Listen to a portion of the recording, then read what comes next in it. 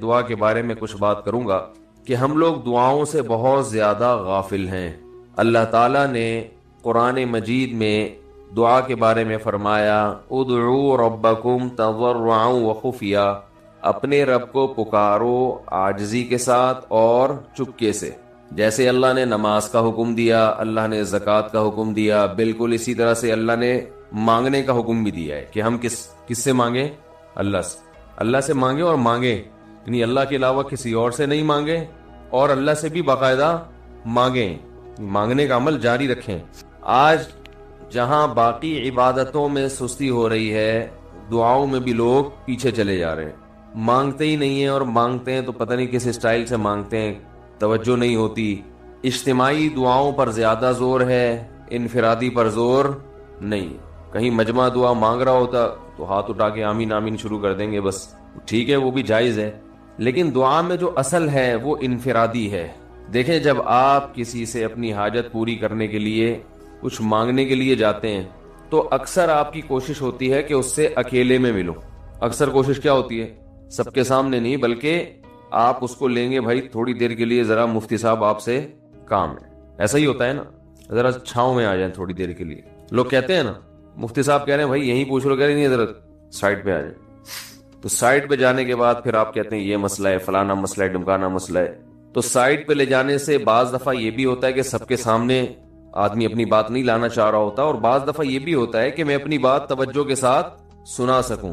تو دعا میں انسان، اللہ تو سب کی بات سنتا ہے، مجمع میں بھی اور تنہائی میں بھی، لیکن آپ دعا مانگنے میں جو آپ کی طبیعت لگے گی، توجہ سے مانگو گے، وہ تنہائی میں زیادہ شوق سے، زیادہ رغبت سے مانگ سکتے ہو. اجتماع میں ایسی رغبت اور ایسی شوق سے انسان دعا نہیں مانگ سکتا. تو انفرادی دعائیں ہی ختم ہوتی جا رہی ہیں. قرآن مجید میں اللہ تعالیٰ نے رمضان کی جو آیتیں ہیں ان آیتوں کے بعد ذکر کیا وَإِذَا سَأَلَكَ عِبَادِي عَنِّي فَإِنِّي قَرِيب، اے نبی ان سے کہہ دیجئے کہ جب یہ مجھ سے میرے بارے میں پوچھیں تو آپ ان کو بتا دیں کہ میں بہت قریب ہوں تمہارے.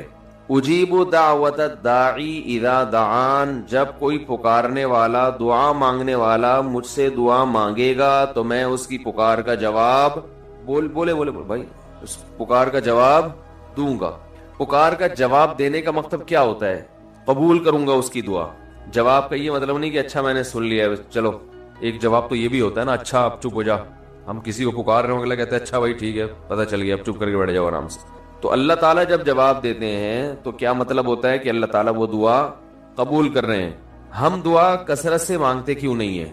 اس کی وجہ یہ ہے کہ ہمارے ذہن میں ایک چیز شیطان نے بٹھا دی ہے کہ مانگو تب بھی ویسے کے ویسے ہی ہے، نہیں مانگو تب بھی ویسے کے ویسے. وہ فلاں آدمی تو نہیں مانگتا، وہ تو پھر بھی اس کی تنخواہ اچھی مل رہی ہے، اور میں تو کئی سالوں سے دعائیں مانگ رہا ہوں، اے اللہ میری تنخواہ ڈبل نہیں کر سکتا تو کم از کم 50% ہی بڑھا دے. تو میں تو وہیں کا وہیں ہوں، میری تنخواہ میں تو کوئی اضافہ ہو نہیں رہا. تو ہم تو دیکھتے ہیں کہ ادھر دعا مانگو کچھ بھی نہیں ہو، سوائے ثواب کے کچھ بھی نہیں ملتا. یہ وہ چیز ہے جو انسان کو دعاؤں سے روکتی ہے. حالانکہ ہم پیغمبروں کی زندگی دیکھتے ہیں تو بات بات پر دعائیں مانگتے تھے، بہت کثرت سے، بہت زیادہ. نوح علیہ السلام، اچھا اللہ نے ان کی دعاؤں کو قرآن میں ذکر بھی کیا ہے. مناجات مقبولہ ایک دعاؤں کی کتاب ہے. حضرت مولانا اشرف علی تھانوی رحمہ اللہ تعالی نے قرآن اور حدیث کی دعاؤں کو ایک چھوٹی سی کتاب میں جمع کر کے ایک ہفتے پہ ڈیوائیڈ کر دیا ہے اس کو، کہ آپ روزانہ ان میں سے ایک حصہ پڑھیں گے تو پورا ہفتے میں وہ تقریباً تمام دعائیں کور ہو جائیں گی جو قرآن و سنت میں بیان کی گئی ہیں. وہ کتاب ضرور خریدیں، رکھیں اپنے پاس، مناجات مقبولہ کے نام سے. تو ہم دعا کیوں نہیں مانگتے؟ مسئلہ ہمارے ساتھ یہ ہے کہ ہم کہتے ہیں کہ جو مانگتا ہے وہ بھی وہینچ کا وہینچ، اور جو نہیں مانگتا ہے وہ بھی کوئی سرخاب کے پر تو لگ نہیں جاتے کوئی مانگ رہا ہو تو. یہ وہ مسئلہ ہے جس کی وجہ سے لوگ دعائیں مانگنے میں بخل سے کام لیتے ہیں، جبکہ پیغمبر کثرت سے دعائیں مانگا کرتے تھے، بہت زیادہ. جو پچھلی آسمانی کتابیں ہیں ان میں لکھا ہوا ہے کہ یعقوب علیہ الصلوۃ والسلام اتنی کثرت سے دعائیں مانگا کرتے تھے کہ سجدے میں جا کے کہ ان کے یہ جو گھٹنے ہیں اور سر میں سخت نشان بن چکے تھے، وہ جگہ زمین پہ لگ کے سخت ہو جاتی ہے نا. تو اتنی کثرت سے دعائیں، اتنی کثرت سے دعائیں. ہم نے جن بزرگوں کے ساتھ ٹوٹا پھوٹا وقت گزارا ان کو دیکھا کہ وہ دعا بہت لمبی لمبی دعائیں مانگا کرتے تھے، بہت لمبی.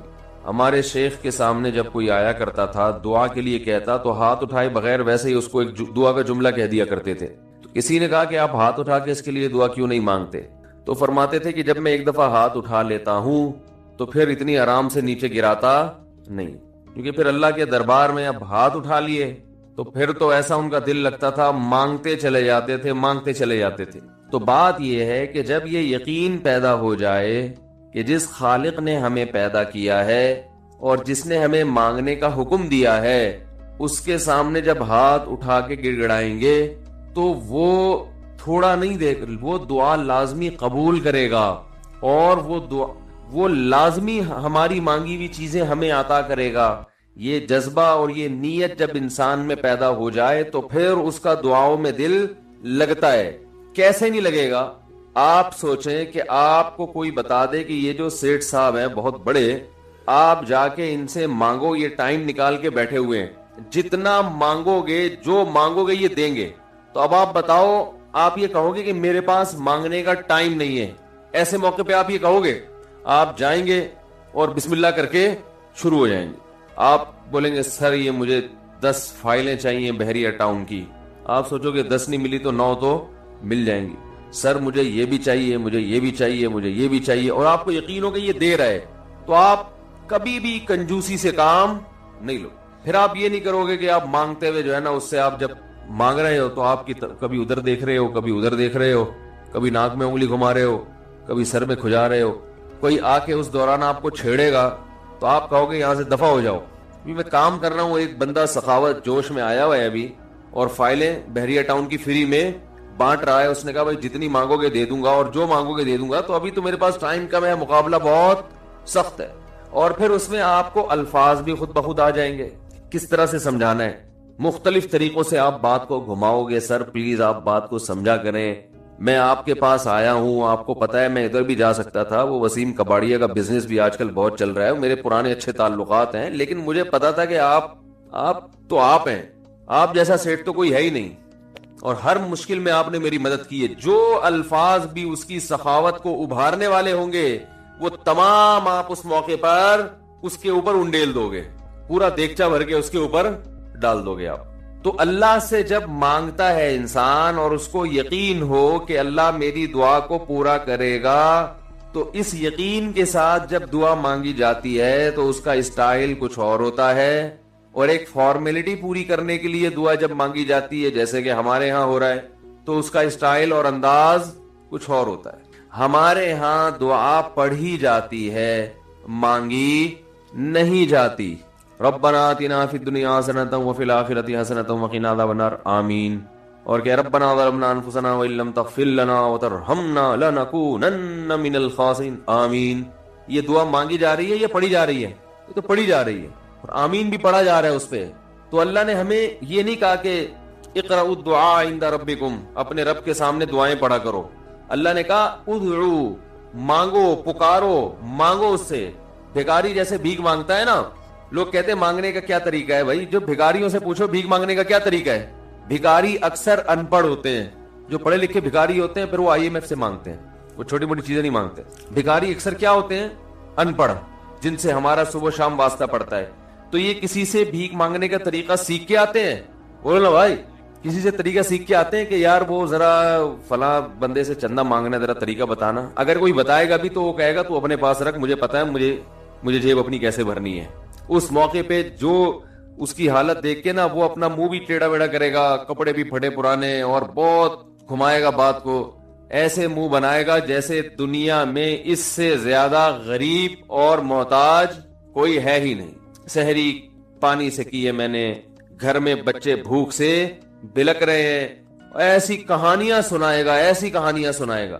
تو یہی حال انسان کا ہے جب اسے پتا ہو کہ میرا رب جو مانگوں گا وہ دے گا مجھے، تو پھر اس کے بھیک مانگنے کا انداز اور جو دعا مانگنے کا اسٹائل ہے وہ خود بخود فطرت اسے سکھا دیتی ہے.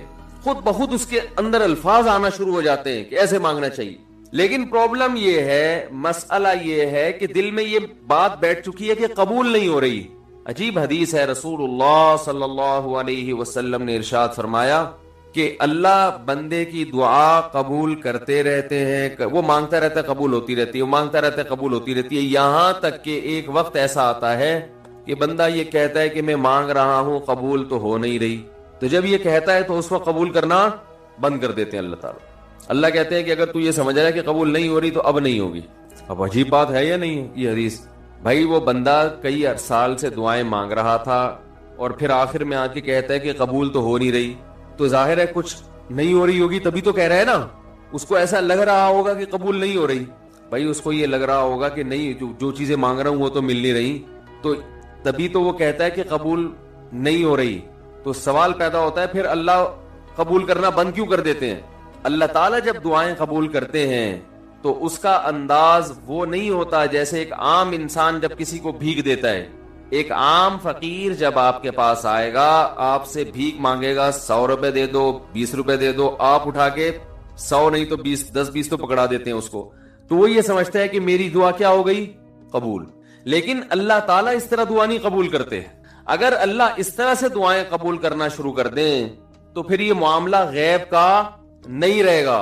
ادھر آپ نے دعا مانگی، اے اللہ میرے کاروبار کو بڑھا دے، لیلۃ القدر میں رو کے دعا مانگی، اور صبح صادق کے وقت آپ کا فون آیا کہ آپ کا کنٹینر کسٹم والوں کے شر سے محفوظ ہو گیا ہے، سمجھ میں پاس ہو گیا وہ، اور آپ کی چیز ڈبل قیمت پہ بک گئی ہے.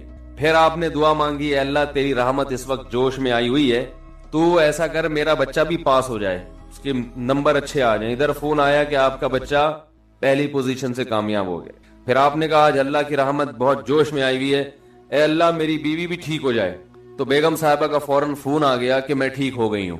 ہے بھائی، میں ٹھیک ہو گئی. اے اللہ ساس صاحبہ بہت دنوں سے آگے بیٹھی ہوئی ہیں، جانے کا نام نہیں لے رہی، فون آ گیا کہ میں چلی گئی ہوں.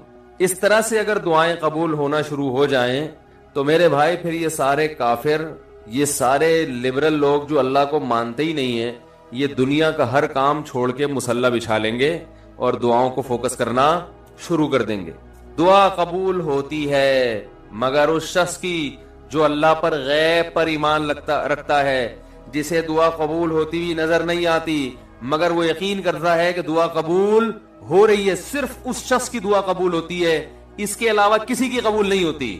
بہت مشکل ہے بھائی سمجھانا. دعا سب کی قبول ہوتی ہے کا مطلب پتہ ہے؟ سب کی مطلب ان سب کی کہ جو یہ یقین رکھتے ہیں کہ قبول ہوتی بھی نظر نہیں آ رہی پھر بھی قبول ہو رہی ہے، ان لوگوں کی قبول ہوتی ہے دعا. حدیث سے پتہ چلتا ہے. اور اصل میں دعا مانگتے ہی یہی لوگ ہیں. اب آپ کہیں گے بھائی نظر تو آ نہیں رہی، جب میں جو چیز مانگ رہا ہوں وہ مل نہیں رہی، تو کیا ایسے قبول کا کرنا کیا ہے بھائی؟ یہ تو پھر مشورے مل رہے ہیں ہمیں کہ پھر بھی مانگتے رہو. تو ہم نے، وہ ایک فقیر تھا نا، ایک سیٹھ صاحب کے پاس آیا، کہنے لگا کہ بھائی ذرا کچھ پیسے مل جائیں گے، گھر میں ضرورت ہے. تو اس نے کہا اتنے ہٹے کٹے ہو کے بھیک مانگتے ہو، شرم نہیں آتی؟ تو اس نے کہا فی الحال میں نے آپ سے بھیک مانگی ہے، مشورہ نہیں مانگا. جب مشورہ مانگوں تو اس وقت مشورہ دے دینا کہ بھیک مانگنا میرے لیے مناسب ہے یا نہیں ہے. بھائی ابھی میں آپ سے پیسے مانگ رہا ہوں مشورے کے لیے، پھر کوئی اور ٹائم انشاءاللہ رکھ لیں گے، اس میں آپ سے مشورہ لوں گا کہ میرے جیسے آدمی کو بھیک مانگنا مناسب ہے یا نہیں. تو آپ کے ذہن میں بھی یہ خیال آ رہا ہوگا کہ ہم اللہ سے دعا مانگتے ہیں اور اللہ کی طرف سے جو چیز جو ہم مانگ رہے ہیں وہ تو مل نہیں رہی، بلکہ اللہ کی طرف سے مشورے مل رہے ہیں کہ مانگتے رہو قبول ہو رہی ہے. تو ہوتی بھی تو نظر نہیں آ رہی. کیا خیال ہے بھائی؟ قبول ہوتی بھی نظر تو نہیں آ رہی. تو یاد رکھیں دعا تو لازمی قبول ہوتی ہے. اگر آپ کو قبول ہوتی بھی نظر نہیں، دعا قبول ہونے کے انداز مختلف ہیں. اللہ تعالیٰ کے جس طرح سے قبول کرتے ہیں نا، وہ عام لوگوں کی طرح نہیں آپ کو چیزیں پکڑا دیتے. یہ تو غیب سے معاملہ ختم ہو جائے گا. اللہ کی حکمت کا تقاضا یہ ہے کہ اس طرح سے قبول کروں کہ قبول ہو مگر اس کو پتا نہ چلے، کیونکہ وہ اللہ کا دربار ہے، اس کی کچھ قیمت ہے کہ وہ ہر ایک کو مانگنے کی توفیق نہیں دیتا. بھائی آپ نے کبھی دیکھا کہ کوئی سیٹ ایسی دکان کھول کے بیٹھ جائے کہ آؤ جو مانگو میں دوں گا؟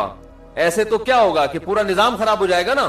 پھر آپ 10 فائلیں تھوڑی مانگیں گے، پھر تو آپ کہیں گے پورا بحری اکاؤنٹ میرے حوالے کر دو، پھر تو آپ یہ کریں گے نا. یہ تو میں نے ایک مثال دی تھی. عملاً ایسا نہیں ہوتا. عملاً وہی آ کے بیٹھے گا اور وہی آپ کو پیشکش کرے گا کہ اس کے کچھ اصول اور ضابطے ہوں گے، ان قواعد پہ آپ پورے اترتے ہوگے تو آپ کو وہ گھسنے دے گا۔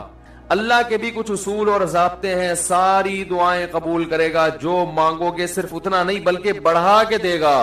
لیکن اصول یہ ہے کہ اللہ کہتے ہیں کہ جب میں دوں گا تو نظر نہیں آئے گا، مگر یقین رکھنا ہے کہ کیا کر رہا ہوں، میں دے رہا ہوں، پھر دیتا رہوں گا میں۔ پھر بات وہیں آگے کھڑی ہو جاتی ہے کہ ایسے دینے کا کیا فائدہ، کہ ہماری سمجھ میں نہیں آ رہا کہ پتہ نہیں کیسے دے رہا ہے اللہ تعالیٰ۔ تو یاد رکھیں اللہ تعالیٰ کے دینے کا انداز تھوڑا مختلف ہے۔ وہ کیا ہے؟ بعض مرتبہ جو چیز مانگ رہے ہوتے ہیں اللہ وہی چیز آپ کو دے دیتا ہے، اور ایسا بھی ہوتا ہے۔ ہمیشہ ایسا تو نہیں ہوا ہوگا کہ جو چیز مانگی اور نہیں ملی ہو، کئی بار ایسا ہوا ہے کہ جو مانگا وہ اللہ نے دے دی، فوراً مسئلہ حل ہو گیا۔ بعض دفعہ بلکہ اس سے بھی پہلے کا اسٹیپ، بسا اوقات تو آپ دعا مانگ ہی نہیں رہے ہوتے، آپ اس کو دعا سمجھ رہے ہوتے ہو، لہذا اس میں وہ جان ہوتی نہیں ہے، تو قبولیت کا پھر سوال ہی پیدا نہیں ہوتا۔ آپ دعا پڑھ رہے ہوتے ہو، مانگ رہے نہیں ہوتے، تو اللہ نے تو دعائیں قبول کرنے کا کہا ہے، دعائیں پڑھنے پر کہا ہو، وعدہ کیا ہو، ایسا ہمارے علم میں کوئی حدیث نہیں ہے۔ دیکھیں یونس علیہ الصلوۃ والسلام جب مچھلی کے پیٹ میں تھے تو یونس علیہ السلام کو اپنی خطا کا احساس ہوا کہ میں اللہ کی پرمیشن کے بغیر اپنی قوم کو چھوڑ کے آ گیا ہوں، ان کو احساس ہو گیا، تبھی اللہ نے مجھے مچھلی کے پیٹ میں ڈال دیا ہے۔ تو اب آپ نے مچھلی کے پیٹ میں جا کے یہ دعا مانگی، لا الہ الا انت سبحانک انی کنت من الظالمین، اے اللہ تیرے سوا کوئی عبادت کے لائق نہیں ہے، سبحانکا تو ہر عیب سے پاک ہے، تو نے جو مجھے مچھلی کے پیٹ میں ڈال دیا تو یہ تیری غلطی نہیں ہے، تو ہر عیب سے پاک ہے، انی کنت من الظالمین، میں ہوں ظلم کرنے والا اپنی جان پہ، مجھ سے غلطی ہوئی ہے۔ اللہ تعالیٰ کو آپ کا یہ مانگنا اتنا پسند آیا کہ مچھلی کو حکم دیا کہ ان کو ساحل پر اگل دو، اور نہ صرف یہ کہ مچھلی نے آپ کو ساحل پہ ڈالا، وَأَنبَتْنَا عَلَيْهِ شَجَرَةً مِّن يَقْطِينٍ، یقطین کوئی درخت تھا وہ بھی اللہ نے اگا دیا دھوپ سے بچانے کے لیے۔ لیکن جب مصیبتوں میں ہم یہ کلمہ پڑھتے ہیں لا الہ الا انت سبحانک انی کنت من الظالمین، تو ہم یوسف علیہ السلام والے جذبے سے یہ کلمے میں جو الفاظ ہیں وہ مانگتے نہیں ہیں بلکہ ہم یہ کلمہ پڑھتے ہیں۔ سمجھ رہے؟ پڑھنے کی بھی برکتیں ہوتی ہیں، میں اس کا منکر نہیں ہوں، لیکن ہمارے جو ورڈنگ ہوتی ہے نا وہ مانگنے کا اسٹائل نہیں ہوتا۔ ہم چھوٹے بچے تھے تو مسجد میں آیت کریمہ کا ورد ہوا کرتا تھا کہ بھائی حالات خراب ہیں آج کل، امام صاحب اسپیکر پہ اعلان کر کے بلاتے تھے آ جاؤ بھائی آیت کریمہ کا ورد ہوگا، لا الہ الا انت سبحانک انی کنت من الظالمین، 5 لاکھ دفعہ پڑھا جائے گا۔ تو ہم مسجد میں آتے، وہ مسجد میں دانے ہم تو آتے تھے، اس کے بعد جلیبیاں بھی ملتی تھیں، بڑی گرم گرم ٹائٹ جلیبیاں ہوتی تھی، اب تک وہ مزہ نہیں آیا جلیبی میں۔ تو وہ جلیبیاں بھی ہوتی تھی، اوپر دانے رکھے ہوئے ہوتے تھے، وہ 5 لاکھ دانے ہوتے تھے، ختم کرنے ہوتے تھے۔ تو پھر ہم کیا کریں، لا الہ الا انت سبحانک انی کنت من الظالمین، لا الہ الا انت سبحانک، اس میں فراڈ نہیں کرتے تھے، پڑھتے پورا تھا الحمدللہ۔ بعض لوگ تو کیا کرتے تھے، ایک مٹھی لی لا الہ الا انت سبحانک انی کنت من الظالمین، پھونک مارا اور سائڈ پہ رکھ دیا، وہی ڈرامے بھی ہوتے تھے، لیکن ہم پورا ہی پڑھتے تھے ہم۔ لیکن اس میں مانگنے کا انداز تو نہیں ہوتا تھا، لا الہ الا انت سبحانک انی، پھر اس میں بچے تھے شرارت بھی شروع ہو جاتی تھی، پھر دیکھ رہے ہیں کوئی ادھر دیکھ رہا ہے تو ایک دانہ اٹھایا لا الہ الا انت سبحانک انی کنت من الظالمین، یوں کر کے اس کی ناک پہ مارا ہے، کوئی ادھر دیکھ رہا ہے تو اس کی جیب میں ڈال دیا۔ تو یہ دعا مانگی جا رہی ہے، یہ تو پڑھی جا رہی ہے، ایک فارمیلٹی ہے کہ 5 لاکھ پورے کرنے ہیں، اس کے بعد جلیبی کھانا ہے اور نکلنا ہے۔ تو آج بھی ایسا ہی ہو رہا ہے، امام صاحب دعا مانگتے ہیں، لوگ کہتے ہیں یار چلو جب نماز پڑھ لی، 4 رکعتیں پڑھ لی، سلام بھی پھیر لیا، تو اس میں کیا جا رہا ہے، یہ بھی پورا ہی کر لو، ایسا ہی ہوتا ہے نا، یہ بھی پورا ہی کر لو، آمین آمین کہہ لیں گے۔ امام صاحب ڈرائیور ہیں، ہم پیچھے مقتدی ہیں، تو جہاں اتاریں گے وہیں اتریں گے ہم لوگ، پہلے تو نہیں اتر سکتے۔ تو یہ ایک لوگوں کے ذہن میں تصور ہے۔ نبی صلی اللہ علیہ وسلم نے فرمایا اللہ ظاہر قلب کے ساتھ دعا کی طرف توجہ نہیں دیتے۔ ظاہر قلب کا مطلب آپ کا دل حاضر نہیں ہو، کچھ اور سوچ رہے ہو، اور ادھر سے آپ نے ویسے ہی ایک فارمیلٹی پوری کرنے کے لیے۔ اللہ کہتے ہیں کہ جب تو مانگنے میں مخلص نہیں ہے تو میں تجھے کیوں دوں، تو مانگنے میں ہی مخلص نہیں ہے۔ تو بعض دفعہ بلکہ اکثر ایسا ہوتا ہے کہ ہماری دعا میں جان ہی نہیں ہوتی۔ آدم علیہ السلام کو جب جنت سے نکالا گیا تو پریشان تھے، بے چین تھے، مضطرب سے، میں کیا کروں کہ اللہ مجھ سے خوش ہو جائے۔ اس بے چینی میں الفاظ نہیں آ رہے سمجھ میں، فَتَلَقَّى آدَمُ مِن رَبِّهِ كَلِمَاتٍ، اللہ فرماتے ہیں اللہ نے آدم کے دل میں کلمات ڈال دیے ان کی بے چینی کو دیکھ کر کے اس طرح سے مجھے مانگو۔ جب انسان اخلاص کے ساتھ دعا مانگتا ہے تو الفاظ کا القاء کہاں سے ہوتا ہے؟ اللہ کی طرف سے، وہ القاء ہونا شروع ہوتا ہے۔ اللہ کہتے ہیں اس طرح سے مانگ۔ حضرت حکیم اختر صاحب رحمہ اللہ تعالیٰ نے ایک واقعہ بیان کیا، فرمایا کہ ایک شخص نے حرم میں انہوں نے دیکھا یا کسی اور بزرگ نے دیکھا کہ حرم میں ایک شخص اللہ سے دعا مانگ رہا ہے گناہوں کی معافی کے لیے، اور اللہ سے کہہ رہا ہے کہ اے اللہ اگر تو میرے گناہ معاف کر دے گا تو بھی خوش ہوگا، اور تیرے حبیب محمد صلی اللہ علیہ وسلم بھی خوش ہوں گے کہ ایک آدمی کی بخشش ہو رہی ہے، اور تیرا یہ بندہ بھی خوش ہو جائے گا، اور اگر معاف نہیں کرے گا تو بھی خوش نہیں ہوگا، کیونکہ اللہ کو جہنم میں ڈال کے خوشی تو ہوتی نہیں ہے بندوں کو، اور تیرے حبیب محمد صلی اللہ علیہ وسلم کو پتہ چلے گا وہ بھی خوش نہیں ہوں گے، اور میں بھی خوش نہیں ہوں گا، شیطان خوش ہوگا جو تیرا دشمن ہے۔ اب خود سوچ لے، تو اپنے دشمنوں کو خوش کرنا چاہتا ہے، یہ اتنے سارے ہیں، وہی اتنے سارے دوست ہیں تیرے، ان کو ناراض کر کے تو خوش کس کو کر رہا ہے؟ اپنے تو جو تیرا بھی دشمن ہے، میرا بھی دشمن، اور تیرے حبیب محمد صلی اللہ علیہ وسلم کا بھی دشمن ہے۔ تو دیکھو کیسے الفاظ ہیں اس کے، تو ایسا کہ بظاہر بخشش کے علاوہ کا آپشن چھوڑا ہی نہیں۔ کیا خیال ہے؟ حجاج ابن یوسف بڑا ظالم تھا، بڑا ظالم۔ موت کا جب وقت آیا، تھے یہ لوگ ایمان والے، چاہے ظالم تھے، بدعمل تھے، لیکن اللہ پر ایمان بہرحال رکھتے تھے، ان کو پتا تھا کہ میں غلط کر رہا ہوں۔ جب موت کا وقت آیا تو کہنے لگا کہ اے اللہ لوگ کہتے ہیں کہ تو مجھے نہیں بخشے گا، لوگ کہتے ہیں کہ میرے جیسے گناہگار کو تو نہیں بخش سکتا۔ بڑے عجیب الفاظ ہیں، اللہ کی رحمت کو جوش دلا رہا ہے کہ تو ایسا کر کے دکھا دے، یعنی کچھ ایسا کر کے دکھا دے کہ جو تیرے بارے میں لوگ گمان کر رہے ہیں وہ گمان کیا ہو جائے۔ یہ بالکل ایسے ہے جیسے کوئی بہت بڑا سیٹ ہو، آپ اس سے بہت زیادہ بڑا قرضہ مانگنے کے لیے جائیں جو کہ عام طور پر نہیں ملتا، لیکن آپ اس کو جوش دلا رہے ہو کہ لوگ کہتے ہیں کہ تو اتنا بڑا قرضہ نہیں دے سکتا، تو آج تو اپنی سخاوت دکھا دے کہ میں اتنا بڑا قرضہ بھی دے سکتا ہوں۔ تو مرتے ہوئے کیا کہنے لگا کہ اللہ یہ پبلک کہہ رہی ہے کہ تو مجھے نہیں بخش سکتا، یعنی یہ تیری رحمت کو چیلنج کر رہی ہے کہ اتنے بڑے گناہگار کو نہیں بخشے گا اللہ، تو آج کیا کر لے تو یہ دکھا دے اپنی رحمت سے کہ میں اتنے بڑے گناہگار کو بھی معاف کر سکتا ہوں۔ اب پتہ نہیں اللہ نے معاف کیا نہیں کیا، وہ تو اللہ کا معاملہ اور حجاج بن یوسف کا معاملہ، لیکن علماء کہتے ہیں یہ اس نے الفاظ بڑے ڈینجرس کہے ہیں مرتے وقت۔ ڈینجرس کا مطلب یعنی دوسرے معنی میں ایسے ہے کہ اس نے اللہ کی عرش کو ہلا دیا ہوگا۔ اللہ کو مانگنا اتنا پسند ہے، پہلی بات تو یہ ذہن میں رکھیں کہ اس سے بڑی کوئی عبادت نہیں ہے دعا سے، اور دعا سے مشکل کوئی عبادت نہیں ہے۔ نماز پڑھنا آسان ہے، زکوٰۃ دینا آسان ہے، روزہ رکھنا بھی آسان، سب سے مشکل کام کیا ہے؟ دعا مانگنا۔ اسی وجہ سے ہم نے جن لوگوں کو دیکھا کہ وہ واقعی دیندار ہیں، اللہ والے ہیں، ہم نے صرف انہی کو دعائیں مانگتے ہوئے دیکھا ہے۔ عام لوگوں کو ہم نے دعاؤں کو اتنا فوکس کرتے ہوئے نہیں دیکھا، وہ دوسری چیزوں کو زیادہ فوکس کرتے ہیں، دعاؤں پہ زیادہ زور نہیں ہوتا ان کا۔ وظیفوں پہ تو ہوگا صبح شام، یہ والا اتنی دفعہ، وہ والا اتنی دفعہ، وہ بھاگ گئی واپس آ جائے اس کے لیے اتنی دفعہ، وہ جا نہیں رہی اس کے لیے اتنی دفعہ، یہ وظیفوں پہ تو ہوگا زور۔ ایسے ہوتا نا ہاتھ اٹھا کے اللہ سے گڑگڑا کے مانگا جائے، یہ چیزیں کم۔ میں جب حج پہ گیا تو اپنے شیخ مرشد کے ساتھ تھا، پہلے ہی ہم نے ان کو دیکھا تھا بہت زیادہ دعائیں مانگتے ہیں، وہ بہت زیادہ ان کا دعاؤں میں دل لگتا ہے، بہت دعائیں مانگتے ہیں۔ تو مجھے کسی نے بتایا کہ یہ جب بیت اللہ کو دیکھتے ہیں تو اتنی لمبی دعا مانگتے ہیں کھڑے کھڑے کہ تم ان کے ساتھ ٹھہر نہیں سکتے۔ میں نے کہا کیوں نہیں ٹھہر سکتے، ہم جوان ہیں، ان کی عمر زیادہ ہو گئی اور ان کو کچھ بیماریاں بھی ہیں، تو میں نے کہا ہو جائے مقابلہ پھر، ٹھیک ہے، دیکھتے ہیں کون زیادہ لمبا ٹھہر لیتا ہے۔ تو جب بیت اللہ پہنچے، ان کی نظر بیت اللہ پہ پڑی، ذرا قریب گئے۔ یہ جو کہتے ہیں نا بیت اللہ پہ نظر پڑتے ہی وہیں ٹھہر جاؤ، شروع ہو جاؤ، ایسا نہیں ہے۔ بیت اللہ پہ اگر نظر پڑی ہے آپ کی تو کوئی بات نہیں، اور قریب چلے جائیں۔ کوئی دوسرا عمل کرنے سے پہلے دعا مانگیں۔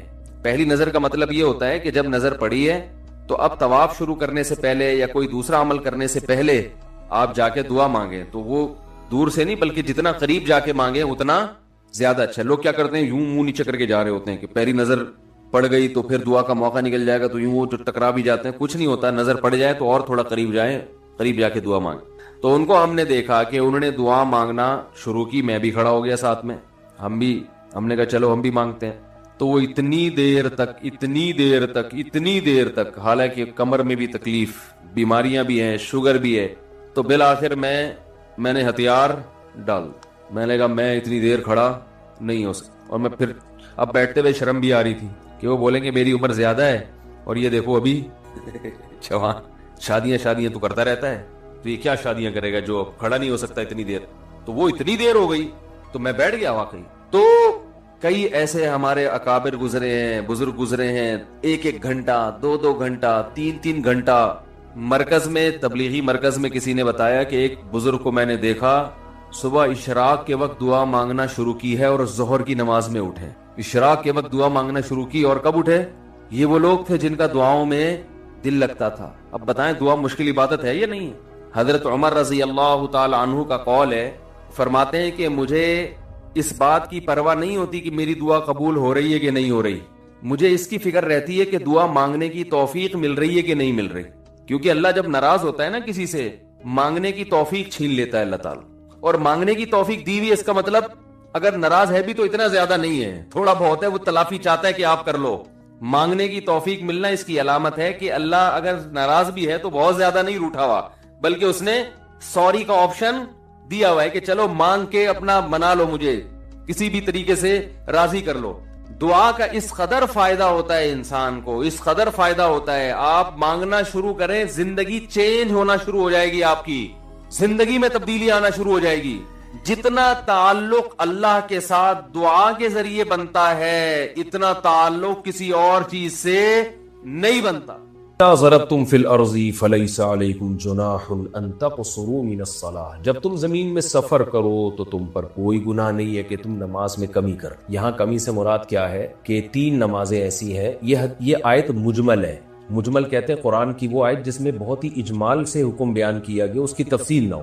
یعنی صرف ترجمے سے نہ پتہ چل رہا ہو کہ کیا ہے، کیونکہ لفظی ترجمہ اگر آپ دیکھیں تو اس سے کیا ہے، جب تم زمین میں سفر کرو تم پر کوئی گناہ نہیں ہے کہ تم نماز میں کمی کر لو. اب یہاں سفر سے کیا مراد ہے؟ شہر کے اندر اگر سفر کریں تو بھی نماز میں ہم کمی کر سکتے ہیں، ایک بات. دوسری بات، شہر سے باہر اگر سفر مراد ہے تو کتنے کلومیٹر، اس کا بھی قرآن میں ذکر نہیں. نمبر 3، نماز میں کمی کر سکتے ہو، کتنی کمی؟ کیا سنتیں چھوڑ دیں، صرف یہ داخل ہے؟ یا رکعتوں میں کمی کر لیں؟ رکعتوں میں کمی کریں تو کتنی رکعتیں کم کریں؟ کیا فجر کی 2 رکعت کو 1 کر دیں اور ظہر کی 4 رکعت کو 3 کر دیں؟ کتنی کریں؟ مغرب کی کتنی کرنی ہے؟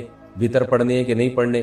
یہ آیت ان سب چیزوں سے خاموش ہے. پھر اس سے بھی آیت خاموش ہے کہ تم پر کوئی گناہ نہیں ہے کہ تم نماز میں کمی کرو. تو اگر ہم نماز میں کمی نہ کریں تو کیا ہے؟ یعنی اس سے تو یہ پتہ چل رہا ہے نماز میں کمی کر سکتے ہو، کوئی گناہ نہیں ہے، لیکن کیا یہ واجب ہے؟ اس سے یہ آیت خاموش ہے. یعنی آپ کو سفر کے دوران نماز میں کمی کرنے کی پرمیشن تو مل گئی، یعنی اجازت تو مل گئی کہ کمی کر سکتے ہیں. اب اس سے یہ آیت خاموش ہے کہ یہ جو اجازت ملی ہے یہ وجوب کے درجے میں ہے، کہ یعنی آپ پر لازم کر دیا گیا ہے کمی کرنا، یا آپ اضافہ بھی کر سکتے ہیں کمی بھی کر سکتے ہیں، یہ آپشنل ہے. اس سے بھی آیت خاموش ہے. پھر آگے آتا ہے ان خفتم ان یفتنکم الذین کفروا، یہ کمی تم کرو ان خفتم، بشرطے کہ تمہیں خوف ہو کہ کافر لوگ تمہیں فتنے میں ڈال دیں گے. اس سے پتہ چل رہا ہے کہ اگر تمہیں خوف نہیں ہے کافروں سے تو پھر سفر میں تم نماز میں کمی نہیں کر سکتے. تو میں نے آپ کو بار بار یہ اصول بتایا کہ قرآن میں جو شرط لگی ہوتی ہے نا، بعض دفعہ تو وہ شرط واقعی شرط کے معنی میں ہوتی ہے، یعنی اس کا مطلب یہ ہوتا ہے کہ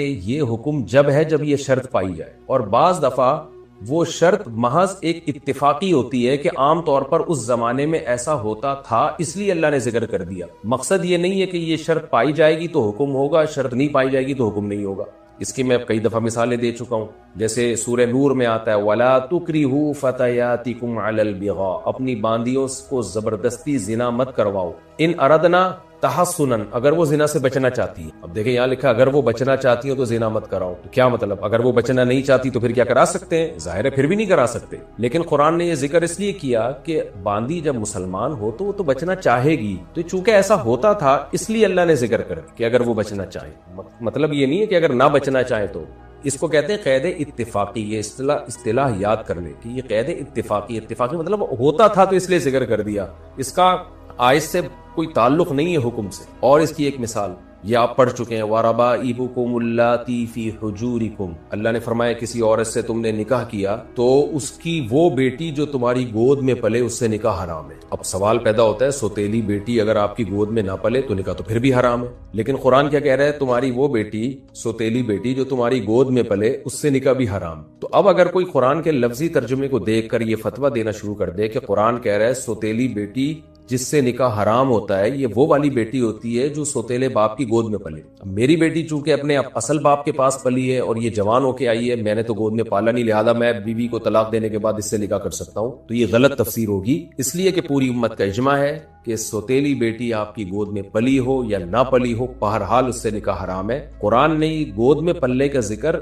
اس لیے کر دیا یہ اس بات کو ہائی لائٹ کرنے کے لیے کہ عام طور پر اس زمانے میں ایسا ہوتا تھا کہ جب آدمی کسی عورت سے نکاح کرتا تھا تو اس کی بیٹیوں کو بھی پال لیا کرتا. اس لیے قرآن کہہ رہا ہے بیٹیاں گودوں میں پلتی ہیں تو ان سے نکاح حرام ہے. تو یہ قید اتفاقی ہے، اعتراضی نہیں. تو یہاں بھی ایسے ہی ہے کہ قرآن کہہ رہا ہے اگر تمہیں خوف ہے کہ کافر تمہیں فتنے میں ڈال دیں گے. اب سوال پیدا ہوتا ہے اگر سفر میں آپ کو کافروں کا فتنہ نہ ہو، جیسے کہ آج کل جتنے بھی سفر ہوتے ہیں کوئی خوف نہیں ہوتا ہمیں، تو پھر اس صورت میں بھی نماز میں قصر کریں گے کہ نہیں کریں گے؟ تو اس کا مدار اس پر ہے کہ یہ جو شرط لگی ہوئی ہے قرآن میں کہ اگر تمہیں خوف ہو کہ کافر فتنے میں ڈال لیں گے، یہ شرط احترازی ہے یا اتفاقی ہے؟ احتراز کا مطلب کہ یہ بتانے کے لیے ہے، یہ بھی ٹرم یاد کر لیں، احترازی اور اتفاقی. کبھی اس کو قید احترازی کہتے ہیں، قید اتفاقی، اور کبھی اس کو شرط احترازی اور شرط اتفاقی. شرط اور قید کا ایک ہی معنی ہوتا ہے، یعنی یہ قید لگی ہوئی ہے کہ یہ حکم ہوگا تو ہوگا ورنہ نہیں. تو یہ اس سے بھی خاموش ہے.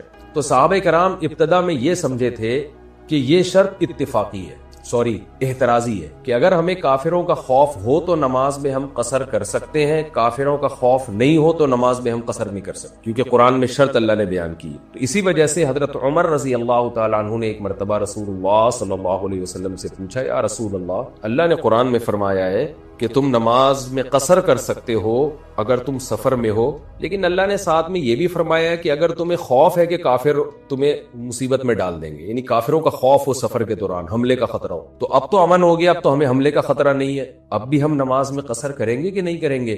تو آپ صلی اللہ علیہ وسلم نے فرمایا صدقۃ تصدق اللہ بہا علیکم فاقبلوا صدقہ، کہ یہ اللہ کی طرف سے ایک صدقہ ہے تم پر، جو اللہ نے تم پر کیا ہے، اللہ کے صدقے کو قبول کرو. یعنی اللہ کہہ رہا ہے 4 کی 2 پڑھ لو، قصر کر لو، قبول کرو اللہ کے صدقے. اس بحث میں نہیں پڑھو کہ کافروں کا خوف ہے یا نہیں ہے. کیا مطلب؟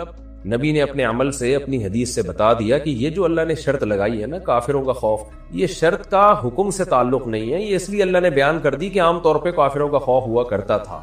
تو اس میں تو اور اس بات کا اہتمام کرنا چاہیے کہ نماز مختصر ہو. تو مطلب یہ ہے کہ حقیقت میں ہی اللہ کی طرف سے ایک صدقہ ہے قیامت تک کے مسلمانوں کے لیے. کافروں کے خوف سے اس کا تعلق نہیں ہے، تو اللہ کے صدقے کو قبول کرو اور جیسے اللہ نے کہا ہے ویسے کر دیا. تو اس حدیث سے ہمیں پتہ چلا کہ یہاں بھی قرآن کی جو یہ آیت ہے یہ اتفاقی ہے، یہ احترازی نہیں ہے. تو بہت ساری چیزیں اس آیت میں مبہم ہیں جو ہمیں حدیث میں بیان کی. اس سے ہمیں یہ بھی پتہ چلتا ہے کہ یہ لوگ جو دعویٰ کرتے ہیں نا کہ حدیث کے بغیر قرآن کو سمجھنا ممکن ہے، ہم ڈائریکٹ قرآن سمجھیں گے، یہ بھی جاہل لوگ ہیں.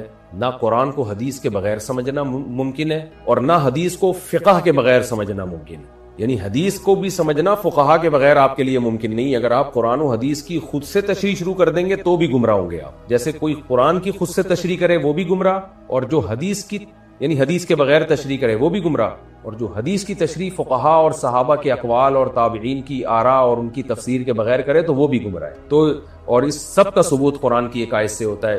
سورہ نحل میں وَأَنزَلْنَا إِلَيْكَ الذِّكْرَ، اے نبی ہم نے آپ پہ قرآن کو نازل کیا، لِتُبَيِّنَ لِلنَّاسِ مَا نُزِّلَ إِلَيْهِمْ، تاکہ اے نبی آپ بیان کریں لوگوں کو کہ ان پر کیا نازل ہو رہا ہے. اب دیکھیں یہ آیت نازل ہوئی تو نبی نے بیان کیا، پھر ہمیں سمجھ میں آئے اس آیت کا مطلب کیا ہے. اور آگے قرآن میں آتا ہے وَلَعَلَّهُمْ يَتَفَكَّرُونَ، آپ کا بیان کے بعد بھی پھر یہ لوگ تفکر کریں گے، غور و فکر کریں گے. تفکر باب تفاعل ہے جس میں تکلف کا مادہ، یعنی خوب دماغ کھوپڑی لگا کر غور کریں گے تو ان کی سمجھ میں احکام آئیں گے کہ قرآن و سنت سے کیا حکم نکلتا ہے. ہر آدمی کا کام نہیں ہے یہ، ظاہر تفکر وہی کرے گا جس میں فکر کی صلاحیت ہو اور اس کو پورا قرآن اور پوری حدیثیں آتی بھی ہیں. اور ایسے لوگوں کو اصطلاح میں مجتہد کہا جاتا ہے. تو عام آدمی مجتہد کو فالو کرے گا اور مجتہد قرآن و حدیث میں غور و فکر لگا کے رائے قائم کرے گا کہ یہ مسئلہ ہے کیا. تبھی اس میں فقہا کا اختلاف بھی ہوتا ہے بہت مسائل میں کو بیان کرنے میں.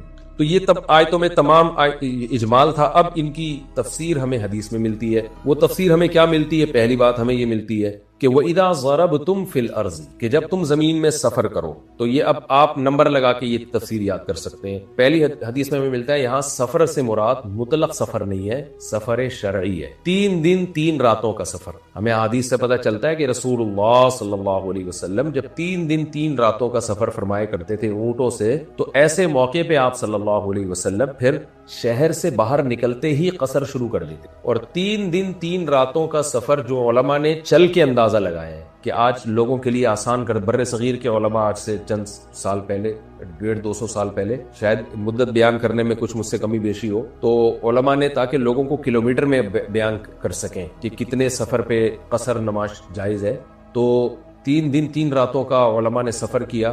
اور پھر اس کو یعنی وہ سفر جو نبی کے دور میں ہوا کرتا تھا کہ رات کو پڑاؤ بھی ڈالنا ہے، پھر معتدل رفتار سے چلنا ہے، اور سمندر میں کشتی کا 3 راتوں سفر، 3 دن 3 راتوں کا سفر، جبکہ ہوا معتدل ہو تو وہ دیکھا جائے گا کہ سمندر میں تو سمندر کا بھی علماء نے سفر کیا اور خشکی کا بھی. تو خشکی کا جو سفر پھر ناپا گیا تو وہ تھا تقریباً 77.8 کلومیٹر، جو 78 کلومیٹر کہا جاتا ہے اس کو، اور سمندر کے مائلز تھے وہ اس سے تھوڑا سا فرق ہے، کیونکہ سمندری سفر کی عام طور پہ نوبت نہیں آتی، بہت کم لوگوں کو وہ مسائل ہمارے یہاں پوچھے بھی کم جاتے ہیں تو وہ مقدار یاد نہیں رہتی. اگر کسی کو ضرورت ہو تو کہیں بھی کسی بھی عالم سے پوچھ لیں یا نیٹ پہ سرچ کریں تو وہ میلز میں انشاءاللہ مقدار آپ کو معلوم ہو جائے گی کہ سمندر کے سفر میں کتنے کلومیٹر، سمندر میں کلومیٹر نہیں ہوتے، کوئی اور حساب ہوتا ہے ان کا، تو کتنے مائلز پہ آپ قصر پڑیں گے اور خشکی میں کتنے مائلز پہ آپ قصر پڑیں گے. تو یہ فقہاء نے اجتہاد کیے ہیں، کچھ احادیث میں ذکر ملتے ہیں، کچھ چیزوں سے حدیثیں بھی خاموش ہیں، پھر وہاں فقہاء نے اجتہاد کیا ہے. تو بر صغیر میں چونکہ فقہ حنفی پر عمل کیا جاتا ہے تو فقہ حنفی میں جو فتویٰ ہے جس قول پر وہ 78.8 کلومیٹر ہے اور اس میں آپ قصر پڑھ سکتے ہیں. تو پہلی بات تو یہ کہ یہ سفر مطلق سفر نہیں ہے، بلکہ شہر سے باہر آپ کا اتنے کلومیٹر دور جانے کا ارادہ ہوگا تو آپ قصر پڑھ سکتے، پہلا پوائنٹ.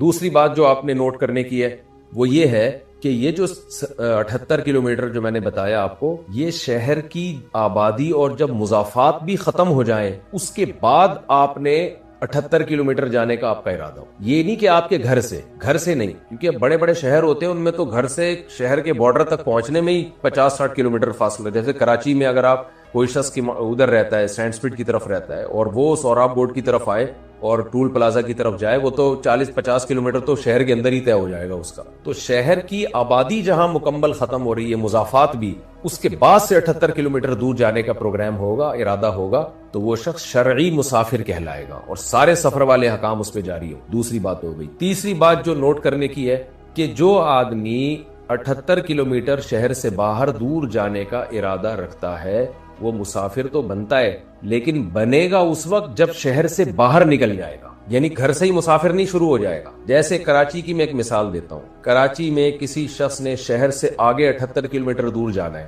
تو اب وہ جیسے ہی گھر سے نکلے گا اسٹیشن جانے کے لیے یا بس اڈے جانے کے لیے، تو اسٹیشن پہ، ایئرپورٹ پہ یا بس اڈے پہ وہ پوری ہی نماز پڑھے گا، کیونکہ ابھی تک وہ شہر سے باہر نکلا نہیں ہے. اگرچہ نکلنے کا ارادہ ہے اس کا، لیکن نکلا نہیں ہے. تو جب تک شہر کے اندر رہے گا وہ، یا شہر کے مضافات کے اندر رہے گا، تو وہ مقیم ہی کہلائے گا، وہ مسافر نہیں کہلائے گا. یہ تیسری بات ہوگی. چوتھی بات ہو کہ جو آدمی 78 کلومیٹر دور جانے کا ارادہ رکھتا ہے تو 78 کلومیٹر پہنچنے کے بعد مسافر نہیں بنے گا، بلکہ شہر سے باہر نکلتے ہی مسافر بن جائے گا. مثال کے طور پر کراچی سے ایک آدمی 78 کلومیٹر دور، کراچی سے باہر 78 کلومیٹر دور جانا چاہتا ہے، حیدرآباد جانا چاہتا ہے فار ایگزامپل، جو تقریباً 150-200 کلومیٹر ہے. تو یہ آدمی نہ تو گھر سے باہر نکلتے مسافر بنے گا، نہ حیدرآباد پہنچ کے مسافر بنے گا، نہ 78 کلومیٹر کراس کرنے کے بعد، بلکہ اتنا دور جانے کی نیت سے جب یہ کراچی کی جو مضافات ہیں، آبادی جہاں بالکل ختم ہو رہی ہے، جب اس جگہ کو کراس کرے گا تو یہ فوراً مسافر بن جائے اور اس پر سفر کے حکام لاگو ہوں گے. حالانکہ ابھی یہ 78 کلومیٹر تک پہنچا نہیں ہے، تو صرف اتنا دور جانے کے ارادے سے ہی مسافر بنے گا، لیکن گھر سے نکل کے نہیں، بلکہ شہر سے باہر نکل کے مسافر بنے. یہ 4 چیزیں نوٹ کر لیں، یہ ان میں لوگ بہت غلطی کرتے ہیں. 5ویں چیز کہ مسافر رہے گا کب تک؟ جب یہ اپنے شہر سے نکلے گا تو شہر کی آبادی کو جب کراس کرے گا تو کسی بھی شہر میں یا قصبے میں، بڑا قصبہ، جب تک اس میں یہ 15 دن ٹھہرنے کی نیت نہیں کر لیتا اس وقت تک یہ مسافر ہی رہے گا. جیسے ایک آدمی کراچی سے جا رہا ہے لاہور یا حیدرآباد جا رہا ہے، شہر سے باہر نکلتے ہی مسافر بن گیا. اب اس کے لیے رمضان کا روزہ چھوڑنا بھی جائز ہے اور 4 رکعت کی بھی 2 رکعت پڑے گا یہ. تو اب کیا ہے کہ یہ حیدرآباد چلا گیا، حیدرآباد میں اس کا ارادہ 15 دن ٹھہرنے کا بن گیا، اس کے آج کے بعد میں 15 دن ٹھہروں گا، تو یہ پوری 4 رکعتیں شروع کر. لیکن حیدرآباد میں اس کا ارادہ ہے 4 دن ٹھہرنے کا، تو یہ مسافر رہے گا. یا یہ کنفیوز ہے، مثال کے طور پر کراچی سے حیدرآباد گیا اور اس کے دل میں کچھ بھی نہیں ہے کتنے دن ٹھہروں گا، اسی کنفیوژن میں اس نے 20 سال بھی اگر گزار دیے، بلکہ 100 سال بھی گزار دیے، تو یہ مسافر ہی رہے گا. اب ایک آدمی حیدرآباد پہنچا 1 جنوری کو اور کنفیوز ہے کہ یار میں 16 جنوری کو نکلوں یا 15 کو نکلوں یا 14 کو نکلوں، تو اس کو پتہ ہی نہیں ہے کہ 15 دن ٹھہرنا ہے کہ نہیں ٹھہرنا. اسی کنفیوژن میں یہ نمازیں پڑھتا جا رہا ہے، تو سفر والی پڑھے. 20 دن کے بعد اس کو خیال آیا کہ نہیں بھائی میں نے یہاں سے موو کرنا ہے، تو 20 دن تک یہ سفر والی ہی پڑھے گا. حالانکہ یہ 15 دن سے زیادہ ٹھہرا ہے، لیکن چونکہ اس کی نیت ابھی تک نہیں تھی تو اتفاق سے 15 دن سے زیادہ ٹھہر جائے مسافر ہی رہے۔ 20 دن کے بعد اس کو خیال آیا کہ یار میں 5 دن کے بعد حیدرآباد سے نکل جاؤں گا تو بھی مسافر رہے گا، حالانکہ 25 دن ہو گئے حیدرآباد میں اس کو۔ اب یہ مقیم اس وقت بنے گا کہ جس دن اس کو خیال آیا کہ آج کے بعد میں نے مزید 15 دن یہاں اسٹے کرنا ہے، جس وقت اس نے یہ پکی ڈھکی نیت کر لی کہ آج کے بعد، یعنی بھلے 6 مہینے کے بعد ہی وہ نیت کر رہا ہوں، حیدرآباد میں 6 مہینے اسی کنفیوژن میں گزار دیے، 6 مہینے بعد وہ نیت کرتا ہے کہ یار اب میں 15 دن سے پہلے نہیں جاؤں گا، پکی ڈھکی نیت ہے، تو جیسے یہ نیت کرے گا اس وقت سے اس پر مسافر والے احکام ختم ہو جائیں گے اور 2 کے بجائے اس کو 4 رکعتیں اس پر پڑھنا لازم ہے۔ تو یہ بھی ایک خوب اچھی طرح مسئلہ سمجھ لیں، لوگ اس میں بھی بڑے کنفیوز ہوتے ہیں۔ جیسے تبلیغی جماعتیں جا رہی ہوتی ہیں مختلف شہروں میں، مختلف ملکوں میں، تو ان کو بڑوں کی طرف سے کچھ بتایا نہیں جاتا آپ نے یہاں کتنے دن ٹھہرنا ہے، تو کنفیوژن میں ویزے کی تلاش میں ہوتے ہیں، وہ بعض دفعہ ویزا نہیں لگ رہا ہوتا، تو اس کنفیوژن میں 1 سال بھی گزار دیں گے تو سفر والی نماز ہی پڑھیں گے۔ عبداللہ بن مسعود رضی اللہ تعالیٰ عنہ ایک دفعہ کہیں کہا جاتا ہے شاید ایران میں کہیں سفر کے دوران برف میں پھنس گئے تھے 6 مہینے تک، تو 6 مہینے قصر نماز ہی پڑھتے رہے، کیونکہ وطن اصلی اور وطن عارضی، جس کو وطن اقامت بھی کہا جاتا ہے، وطن اصلی وہ ہوتا ہے جہاں آپ اپنے بیوی بچوں کے ساتھ رہیں، اس کو یعنی جو ان میرڈ ہے وہ اپنے ماں باپ کے ساتھ یا کسی خاص گھر میں جہاں پورے سامان کے ساتھ مستقل رہتا ہو، وہ اس کا وطن اصلی ہے۔ اور میرڈ آدمی کا وطن اصلی، اس کا بھی، اس کی بیوی بچوں کا بھی، وہ ہے جہاں اس کی بیوی اس کے ساتھ رہتی۔ مثال کے طور پر ایک خاتون کراچی میں رہتی تھیں، شادی ہو کے لاہور چلی گئیں، تو لاہور ان کا وطن اصلی بن جائے، یعنی شوہر کا گھر، اور مرد جو لاہور شفٹ ہو گیا وہ بیوی کے ساتھ، وہ بھی اس کا وطن اصلی بن جائے۔ تو وطن اصلی میں جب کوئی شخص داخل ہوتا ہے تو اس کے لیے 15 دن ٹھہرنا ضروری نہیں ہے، بلکہ داخل ہوتے ہی مقیم بن جاتا ہے۔ جیسے میرا وطن اصلی کراچی ہے، میں اپنے بیوی بچوں کے ساتھ کراچی میں رہتا ہوں، یہاں گھر ہے میرا، تو میں اگر حیدرآباد یا لاہور جاتا ہوں، تو میں اگر حیدرآباد یا لاہور 1 ہفتے کے لیے گیا تو میں مسافر ہوں، لیکن کراچی میں 1 سیکنڈ کے لیے بھی آؤں گا تو کراچی کی آبادی میں داخل ہوتے ہی میں مقیم بن جاؤں گا، حالانکہ میرا ارادہ ہے وہاں 5 منٹ چائے پی کے واپس جانے کا، فار ایگزامپل، تو 5 منٹ کے لیے بھی میں آؤں گا تو میں یہاں مسافر نہیں ہوں گا، میں مقیم ہوں گا، کیوں؟ یہ میرا وطن اصلی ہے۔ تو جو آدمی اپنی، کسی نے 3 شادیاں کی ہوئی ہو، 4 شادیاں کی ہوئی ہو، ایک پشاور میں، ایک لاہور میں، اللہ ایسا خوش نصیب پیدا کرے، اور ایک بلوچستان میں، تو جس شہر میں وہ جائے گا وہ اس کا وطن اصلی ہی ہوگا، وہاں اس کے لیے 15 دن ٹھہرنے کی نیت نہیں ہے، وہاں تو 1 سیکنڈ کے لیے بھی جائے گا تو مقیم بن جائے گا، مسافر نہیں رہے گا، اور مسافروں والے حکام اس پہ جاری نہیں۔ یہ کہتے ہیں وطن اصلی۔ اور وطن اقامت وہ ہوتا ہے جہاں 15 دن ٹھہرنے کی نیت کر لے، وہ عارضی وطن بن جاتا ہے آپ کا۔ جیسے میں کراچی سے اگر حیدرآباد جاتا ہوں، 15 دن وہاں ٹھہرنے کی نیت ہو جاتی ہے میری، تو وہ وطن اقامت ہے، وقتی وطن ہے، تو وہاں 15 دن کے لیے جب تک نیت نہیں ہوگی تو مقیم نہیں بنوں گا، لیکن وطن اصلی میں 1 سیکنڈ کے لیے بھی آؤں گا تو میں مقیم بن جاؤں گا۔ یہ بھی مسئلہ ہے نوٹ کرنے کا۔ اچھا، تو یہ سب چیزیں احادیث میں ملتی ہیں، اور کچھ فقہاء کرام کے اجتہاد ہیں، کچھ مسائل ایسے بھی ہیں جن میں اختلاف بھی ہے، جیسے امام احمد بن حنبل رحمہ اللہ کے نزدیک کسی جگہ 15 دن ٹھہرنے کی نہیں، 4 دن ٹھہرنے کی نیت ہوگی تو آپ مقیم بن جائیں گے۔ چونکہ ہمارے پورے بر صغیر میں فقہ حنفی کو فالو کیا جاتا ہے تو میں نے فقہ حنفی کے حساب سے مسائل بتائے ہیں۔ اگر کوئی کسی دوسرے فقہ کو فالو کرتا ہے، فقہ شافعی کو یا فقہ حنبلی کو، تو میں اگر ان کی ڈیٹیل میں جاؤں گا تو یہ درس بہت لمبا ہو جائے گا اور عوام کو اس سے دلچسپی بھی نہیں ہے۔ اگر کوئی دوسرے فقہ کو فالو کرتا ہے تو پھر وہ نیٹ پہ بھی سرچ کر سکتا ہے کہ بھی فقہ شافعی میں کیا ہے اس بارے میں، یا شافعی علماء سے پوچھ سکتا ہے۔ جو فقہ حنبلی کو فالو کرتا ہے تو سعودی عرب کے علماء سے وہ فتویٰ لے سکتا ہے۔ لیکن بر صغیر میں پورے انڈیا، پاکستان اور افغانستان اور برما وغیرہ میں فقہ حنفی کو فالو کیا جاتا ہے، تو میں اس لیے زیادہ تر عام طور پر اسی کے حساب سے مسائل بتاتا ہوں، لیکن کچھ مسائل میں ان میں اختلاف بھی ہے، تو اس میں جو جس فقہ کو فالو کرتا ہے ان کے علماء سے وہ فتویٰ لے۔ یہ کچھ موٹے موٹے احکام تھے۔ آگے چلتے ہیں ہم۔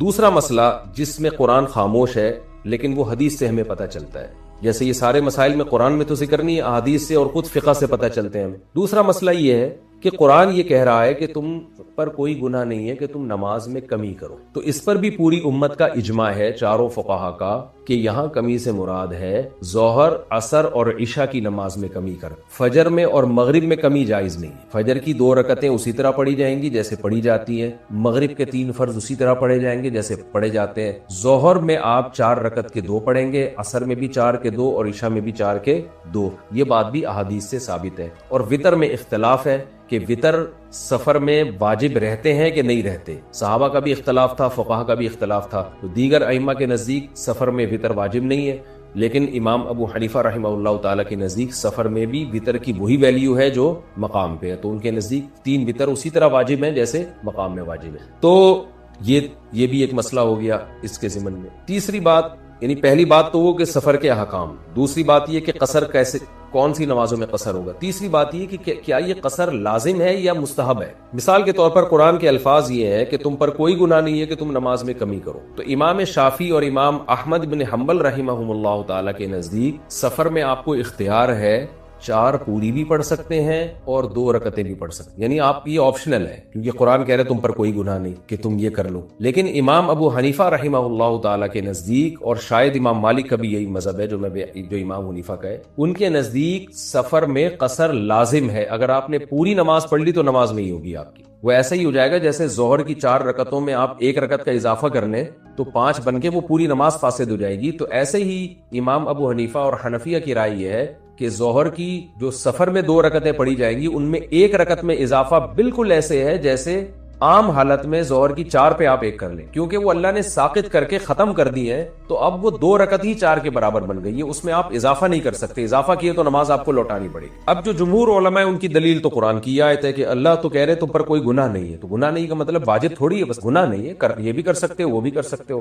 جبکہ حنفیہ یہ کہتے ہیں کہ یہ جو قرآن کا لفظ ہے نا تم پر کوئی گناہ نہیں ہے، یہ اصل میں یہ بتانے کے لیے ہے کہ یہ وہم دور کرنے کے لیے کہ نماز جیسا فرض جو 4 رکعتیں تھیں، اگر ہم سفر میں اس کو 2 کر دیں گے تو ایک انسان کو وہم ہوتا ہے کہ اتنا اہم ترین نماز کا حکم ہم آدھا کر رہے ہیں تو کہیں ہمیں گناہ تو نہیں ملے گا۔ تو قرآن نے صرف اس وہم کو دور کیا ہے کہ نہیں کوئی گناہ نہیں ملے گا تم، باقی قرآن اس سے خاموش ہے کہ اب جب تمہیں کوئی گناہ نہیں ملے گا تو اب تم پر یہ 2 رکعتیں واجب ہیں یا جائز ہے تمہارے لیے، اس سے قرآن خاموش ہے۔ اس کا تذکرہ حدیث میں ملتا ہے اور قیاس سے پتہ چلتا ہے۔ وہ حدیث کیا ہے کہ حضرت عمر رضی اللہ تعالی عنہ سے نبی سے پوچھا کہ یا رسول اللہ اب تو ہمیں کافروں کا خوف نہیں ہے تو ہم کیا 4 کی 2 اب بھی پڑھیں گے، یعنی مختصر اب بھی کریں گے؟ تو آپ نے کیا فرمایا؟ صدقۃ، یہ اللہ کی طرف سے صدقہ ہے، تصدق اللہ بہا علیکم، جو اللہ نے تم پہ ایک صدقہ کیا ہے۔ تو وہ کہتے ہیں کہ صدقہ جب اس میں تملیک کا عنصر نہ ہو، دیکھیں صدقے کی 2 قسمیں ہیں، ایک یہ کہ میں 1 لاکھ روپے آپ کو صدقہ کرتا ہوں، اس میں آپ کو اختیار ہے کہ آپ قبول کریں یا نہ کریں، یہ ہبہ ہے، آپ کے قبولیت کے بغیر یہ مکمل نہیں ہوگا۔ لیکن ایک صدقہ وہ ہوتا ہے جو اسقاط ہوتا ہے، اسقاط کا مطلب آپ میرے 1 لاکھ روپے کے مقروض تھے، میں نے آپ کو 1 لاکھ معاف کر دیے، یعنی دیا کچھ نہیں ہے، اسقاط کر دیا، ساقط کر دیے۔ تو یہ اس پر اجماع ہے سب کا کہ جب کوئی 1 لاکھ روپے ساقط کرے گا تو ساقط کرنے میں سامنے والے کا قبول کرنا شرط نہیں ہے، یعنی وہ اس کے لیے یہ نہیں کہ میں قبول نہیں کر رہا اس اسقاط کو، بلکہ میں نے کہہ دیا کہ میں نے 1 لاکھ معاف کر دیے تو وہ معاف ہو گئے۔ تو اللہ نے 4 رکعتیں عام حالت میں فرض کی تھی، سفر میں جب 2 کر دی تو یہ 2 اللہ نے ساقط کی ہیں، یہ الگ سے کچھ ہمیں پکڑایا نہیں ہے ہبہ کے طور پر، بلکہ 2 جو ہم پر واجب تھی وہ ساقط کر دی، اور ساقط کی ہوئی چیز میں سامنے والے پر وہ اس پر موقوف نہیں ہوتی کہ وہ قبول کرے یا نہیں کرے، یعنی گویا 1 لاکھ روپے آپ کے میرے اوپر بنتے تھے، میں نے 50,000 ساقط کر دیے، تو اب آپ اس کو قبول نہ بھی کریں تو وہ 50 معاف ہیں۔ تو 4 رکعتیں بنتی تھیں، 2 اللہ نے ساقط کر دی، تو جب ساقط کر دی تو وہ اس میں آپ کی طرف سے قبولیت شرط نہیں ہے، بس وہ ساقط ہو گئی، اب وہ ہے ہی نہیں، کالعدم ہو گئی۔ تو ایک دلیل تو یہ قیاس کی بڑی مضبوط دلیل ہے، قیاس کا یہ حدیث ہی سے مستنبط کیا کہ اللہ کہہ رہے ہیں وہ صدقہ ہے، اور صدقہ بمعنی اسقاط ہے، یعنی ساقط کیا جا رہا ہے۔ دوسری بات یہ جو آسان ہے اس سے کہ جب نبی نے اس کو صدقہ قرار دیا کہ اللہ کی طرف سے یہ صدقہ ہے، تو صدقہ جب کسی بڑے کی طرف سے کوئی چیز گفٹ ہوتی ہے اور آپ اسے قبول نہ کرو تو غیرت مند کے لیے اس سے بڑا کوئی جرم سمجھا نہیں جاتا دنیا میں۔ کوئی بڑا آپ کو گفٹ دے رہا اور آپ کہیں میں نہیں کروں گا، مجھے نہیں چاہیے۔ تو امام حنیفہ کی رائے یہ بھی ہے کہ اللہ کی طرف سے 4 کی 2 کی جا رہی ہیں اور صدقہ کیا جا رہا ہے، اور بندہ کہے کہ نہیں میں پوری 4 پڑھوں گا، تو یہ جرم ہے، اس میں اس لحاظ سے بھی آپ کو اختیار نہیں، بلکہ آپ پر لازم ہے کہ اس صدقے کو آپ قبول کریں، کیونکہ جب اللہ 2 پہ 4 کا ثواب دے رہا ہے تو آپ کون ہوتے ہیں اس کا انکار کرنے والے۔ تیسری بات یہ کہ خود نبی صلی اللہ علیہ وسلم سے پوری زندگی میں کوئی ایک بار بھی واضح حدیث نہیں ملتی کہ آپ نے سفر میں پوری نماز پڑھی، واضح روایت اس بارے میں صحیح اور واضح روایت ایک بھی نہیں ہے۔ تو یہ خود اتنی اس کی دلیل ہے کہ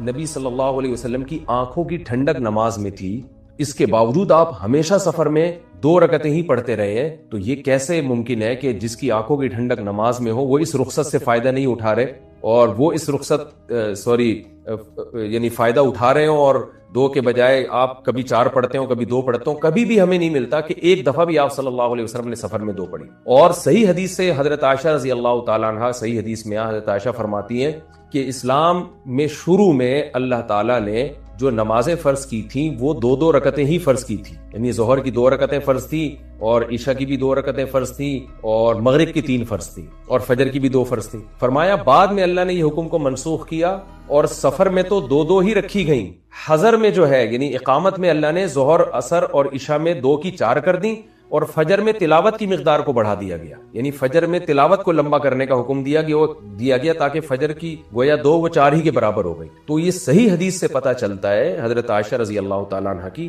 کہ اسلام میں جو اصل نمازیں فرض ہوئی تھی وہ 2 رکعتیں ہی ہوئی تھیں، تو حالت اقامت میں 2 کو 4 کیا گیا ہے۔ تو اس سے پتہ چلتا ہے ہم جب سفر میں جاتے ہیں تو اسلام کے اصل حکم کی طرف لوٹ جاتے ہیں کہ ہم 2 رکعتوں پہ آ جاتے ہیں، تو اسلام کا اصل حکم تھا۔ تو جیسے جب اصل حکم تھا اس وقت 2 جب فرض تھی تو ان کو 3 یا 4 نہیں کر سکتے تھے، تو اب جب سفر میں آپ جائیں گے تو اسلام کے اصل حکم کی طرف لوٹیں گے، اس میں بھی اب آپ 2 کے 3 اور 4 نہیں کر سکتے۔ البتہ اس پر ایک اشکال ہوتا ہے کہ پھر روزے میں اختیار کیوں ہے، کہ روزے میں بھی تو اللہ نے سفر میں روزہ معاف کیا، تو اس میں ہمیں یہ اختیار کیوں ہے کہ روزہ رکھنا چاہیں تو رکھ بھی سکتے ہیں، چھوڑنا چاہیں تو چھوڑ بھی سکتے ہیں۔